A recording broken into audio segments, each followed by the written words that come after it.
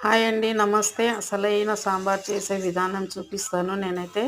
ఇప్పుడైతే సాంబార్ కోసం సొరకాయ ముక్కలు, బెండకాయ ముక్కలు, అలాగే కొత్తిమీర, కరివేపాకు, ఉల్లిపాయలు, పచ్చిమిరపకాయలు ఒక 3, క్యారెట్ ఒక 2 మీడియం సైజు, అలాగే తాలింపు కోసం అయితే మెంతులు, జీలకర్ర, ఆవాలు, ఎండుమిర్చి తీసుకున్నాను. అలాగే బెల్లం కొంచెము, ఇంగువ కొంచెము, అలాగే చింతపండు పులుసు సరిపడా. ఇప్పుడు స్టవ్ పై గిన్నె పెట్టేసుకొని ఆయిల్ వేసి, ఆయిల్ హీట్ ఎక్కాక తీసుకున్న ఇంగ్రీడియంట్స్ అన్నీ అందులో వేసుకోవాలి. వేసుకున్నాక బాగా కలిపి 2 నిమిషాలు పెట్టేసుకోవాలి.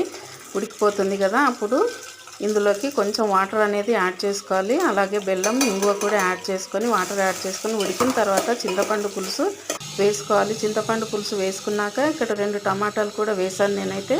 ఇవన్నీ వేసి కలియబెట్టుకున్నాక కారం వేసుకొని, ఉప్పు వేసుకొని, అలాగే ఇప్పుడు ఉడకబెట్టుకున్న పప్పు రుద్దేసి ఇందులో వేసుకోవాలి. అంతే, సాంబార్ రెడీ అయిపోతుంది.